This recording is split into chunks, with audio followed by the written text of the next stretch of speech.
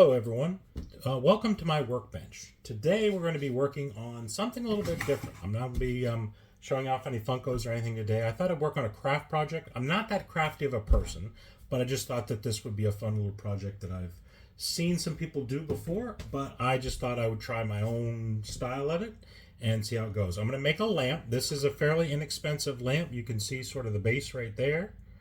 And it's just like a little pole lamp right there. I got it from Amazon. You can sort of see the version that it is. And I'll put the description down below of what it looks like, etc. But anyway, that's what it kind of is. Just a little pole light. They have taller versions too. I thought this was going to be a little bit bigger, but when you see the picture on the Amazon, sometimes it's hard to tell. So what we're going to do today is sort of take this light right here, and I'm going to take some old figures that I was sent a long time ago, and that's all broken up, like old G.I. Joes, etc.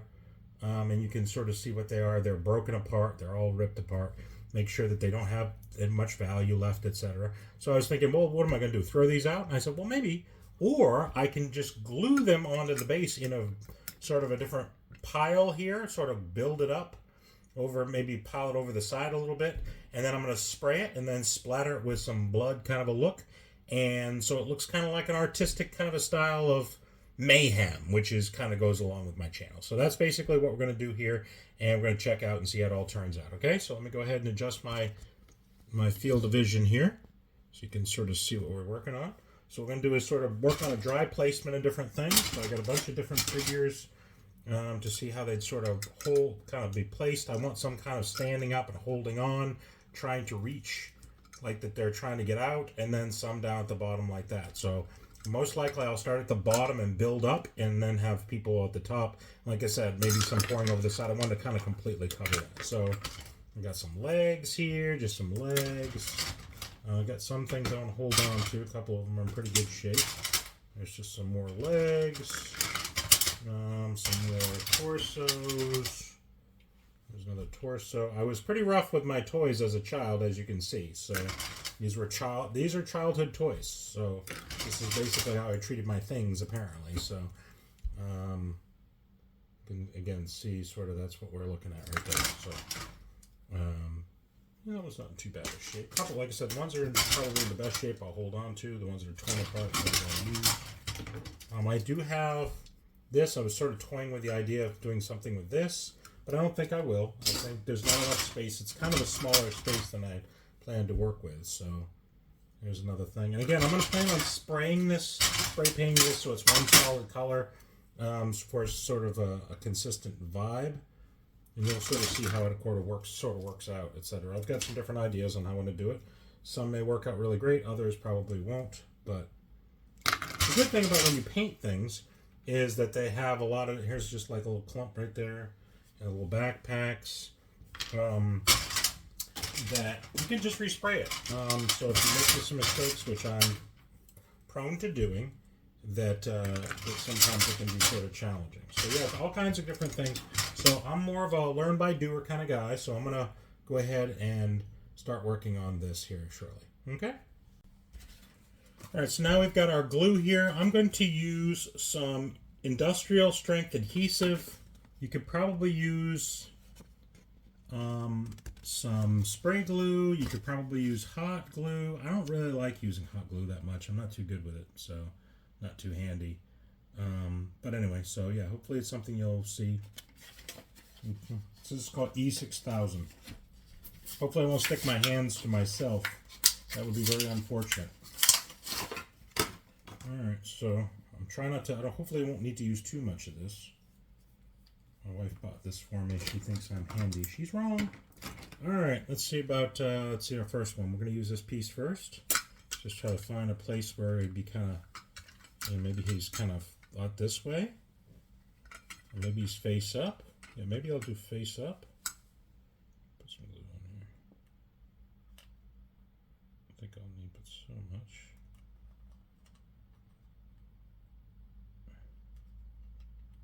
I want to get it in my hands here.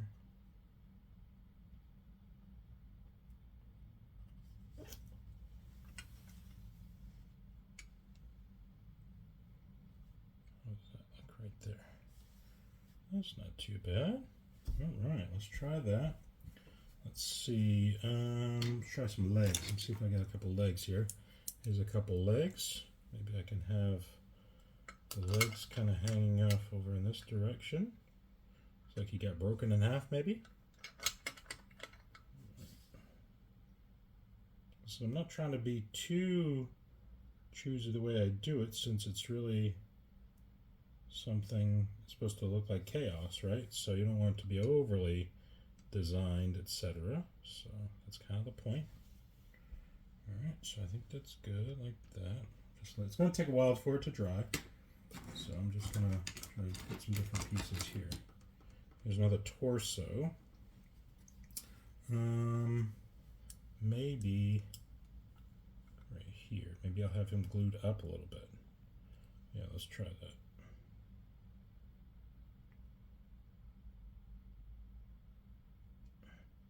The good thing is the overglue should be that maybe a bigger problem, because I'm going to have it kind of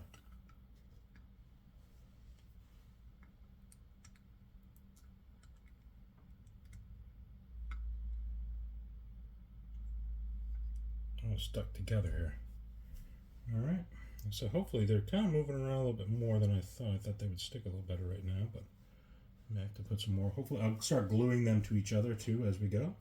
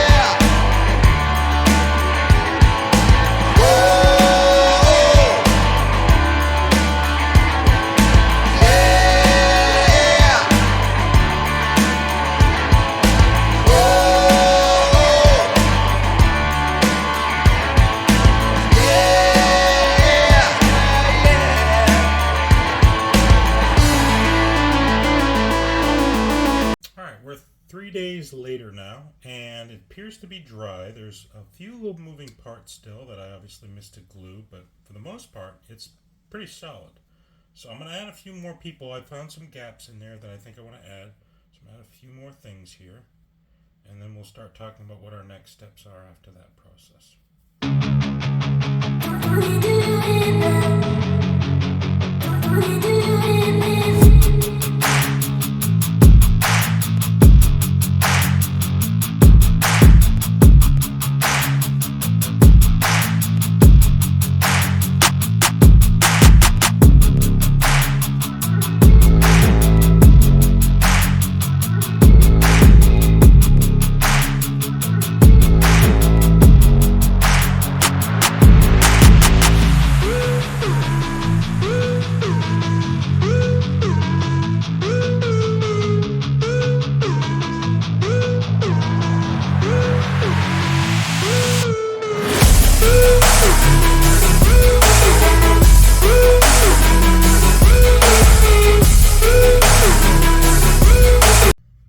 So hopefully you think that that's going to be cool. Like I said, right now it looks kind of like a disaster, but you can sort of see the vibe that I went for here. I'll move it around so you can sort of see the mayhem and chaos that I put on there. There's a lot of men up there. There's a whole lot of men, so it should be really cool. Hopefully when we're done, I guess we'll find out, won't we? All right, welcome back. Take a look at what we've done here. So what we did was I once we got everything glued on there and finished, I taped off the top, this part right here, with some painter's tape. And I taped off the cord so that I wouldn't get it painted. And then what I did was I made 2 coats of this kind of paint. It's Krylon Color Max, and it is brushed metal. Okay, brushed metallic. I got it at Lowe's. I assume Home Depot may have something similar, etc. I just chose to use this. I had some left over from another project, etc. I was sort of thinking about doing something black or in another color or something bright. I was thinking, no, I wanted to kind of look metal. I wanted to look like metal. And then what I'm going to do is do some other things. So you can sort of see how I did. This was 2 coats of how it sort of went on there. It was a lot of different places. I did smaller, lighter coats. One of the things, whenever I paint, I have a tendency to try to spray too much on at a time. It makes a lot of drips, etc. I made a conscious effort not to do that this time, and to make 2 lighter coats. I was planning on putting a 3rd coat on, but I found I didn't really need it. It was challenging getting in different places because sometimes it can be hard with all the nooks and crannies. So I sprayed, etc. I think I did a pretty good job. There's a few places maybe where it's not, but I have a plan to do some more with that. So I think it came out pretty good. But again, we've got more to do. If you're trying to do a project like this, of course, you can pick any paint color you want. I guess one thing I decided, I'm not going to do anything too dark because the divots and things aren't going to really show. Now, some of the details of the figures don't show that well, so I have a plan to try to do something about that. So what I'm going to do next is I'm going to use a certain kind of paint, and I'll show you what that looks like just a second.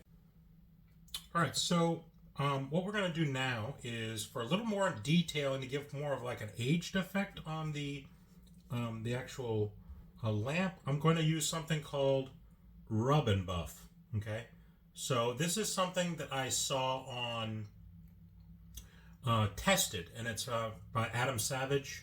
You probably know him from Mythbusters, and he uses this a lot for some of his projects, and I just thought it'd be fun. I've never used it before. I've seen it used, so it's one of those things where when you see it used, sometimes you hope it works out just as well when it's used. So what you want to do is, I gotta stab a hole in it. All right, 1 second here. All right, so I had to stab a little hole in it. So you can see this is Ebony.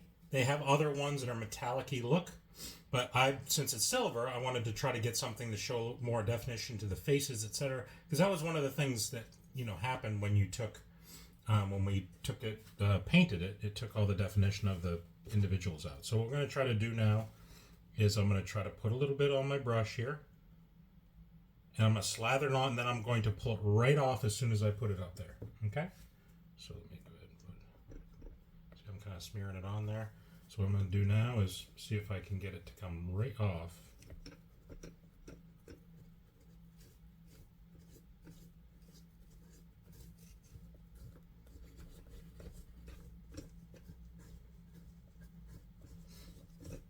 Got a very strong smell.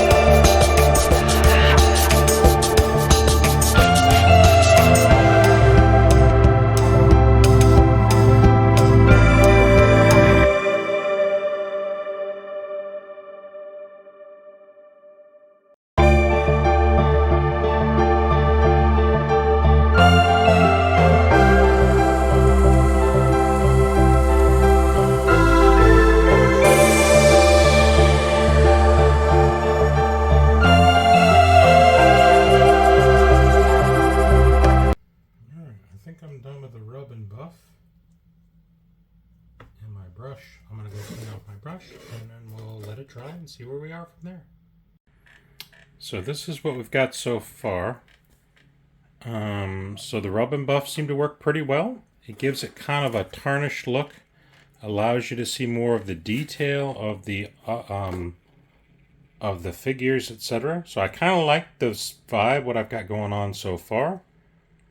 But I think I'm going to add the bloody detail now. Hopefully it won't ruin what I'm doing. This is all sort of a feeling out process to see what works the best. So we're going to try to do that right now. Alright, so what we're going to do now is I cut a little solo cup here, and I'm going to put some red paint in here, some brown paint, and some black paint. What I'm using is just some inexpensive called Apple Barrel Multi-Surface. I don't know, I think I got it at Walmart or something like that, some inexpensive. It's acrylic paint. Again, just some plain black and red and brown. I'm going to try to mix it together. Because if you just use red, it's just not going to look like real blood. It's just going to look like red splotches. So I don't really want to do that. So let me just start with red here. See if I can getting low on red paint. Looks like. I don't want to overdo it anyway, but that might be a good start. You can sort of see, hopefully, what I'm looking at is just like red. Almost looks like the color on the side of the cup. All right, so what I'm going to do is put a couple little dots of black in here.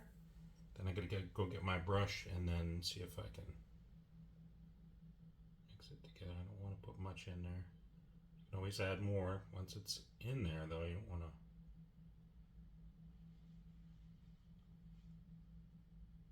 All right, let me try that a little bit. I only put like a little dollop in there, you can sort of see. And we'll be right back. Alright, so I got my little brush here. This is just sort of an inexpensive little brush. I also have another brush to try this a little wider. I'll try the small brush first, because I want to try to get, I don't want it to look like intentional or anything, but I do want it to, I do want it to be a situation where it looks like something that I want it to look like, etc. But sort of random, but not too weird. It's a little darker than I want. Let me paint on here. It's a little darker than I want. Maybe I'll see if I can get a little more red in there. A little bit of black went a long way. Sure did. I think I don't have as much red left as I'd hoped, so see if I can try to a little lighter. Put a little bit of brown in there too. I don't want to overdo it. I don't want to do anything weird. It's really going to make it muddy. It's kind of orange. Not at all what I wanted. Try a little brown. Best thing to do is when you're not too sure about the color is to try to apply it someplace that's maybe not as noticeable, just to give it a try, just to see what happens. Try to put a little bit right here. Alright, so let's just go ahead and apply some blood splatter.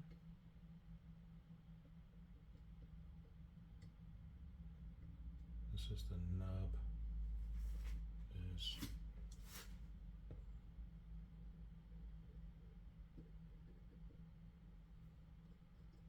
Again, I don't want to overdo it. Not looking for that.